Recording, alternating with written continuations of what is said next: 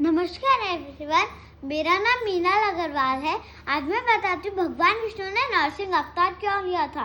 खूब साल पहले हिरण्यकश्यप नाम का एक राक्षस था जो कि अपने आप को तीनों लोगों का स्वामी समझता था, लेकिन उसको यह बात इंतजार नहीं थी कि तीनों लोगों के स्वामी बस उनके ब्रह्मा के भी देव प्रभु है विष्णु भगवान। उसकी पत्नी जो नारद के साथ रही थी वो नारायण जपता रहता था। उसके घर में जो बच्चा हुआ वो भी प्रहलाद भगवान विष्णु का भक्त हुआ। थोड़ी देर बाद उसकी हिरण्यकश्यप की पत्नी ने प्रहलाद को जन्म दिया। जब वो बड़ा होता रहा वो यह मंत्र हमेशा जपता, ओम नमो भगवते वासुदेवाय नमः। हिरण्यकश्यप इस मंत्र को देख के क्रोधित हुआ और उसने बहुत प्रयास करे। जैसे होलिका उसकी बहन थी जो कि अपनी चुटकी बजाने से आग आ गई, लेकिन वो खुद जल गई और फिर प्रहलाद बच गया।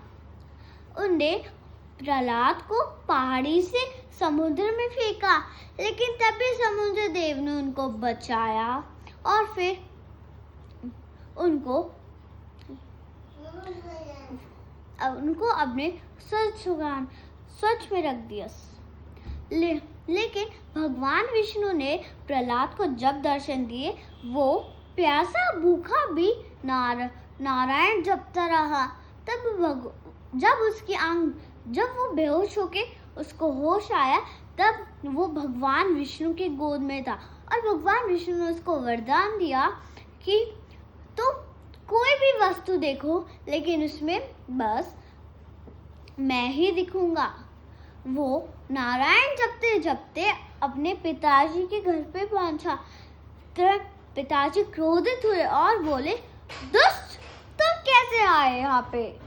ऐसे बोल के बोला, हे पिताजी क्रोधित ना हो।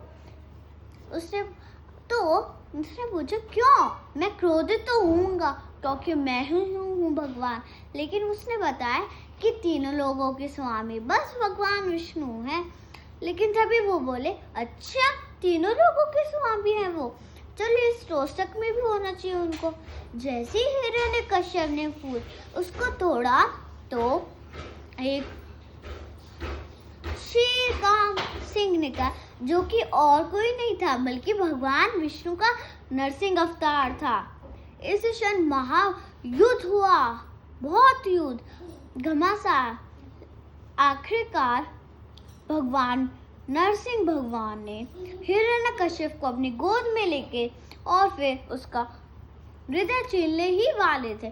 तभी उन्होंने बोला, मुझे ब्रह्मा जी ने वरदान दिया है, ना मैं धरती आकाश ना किसी अस्त्र शस्त्र से ना ही मर सकता, ना रात ना दिन और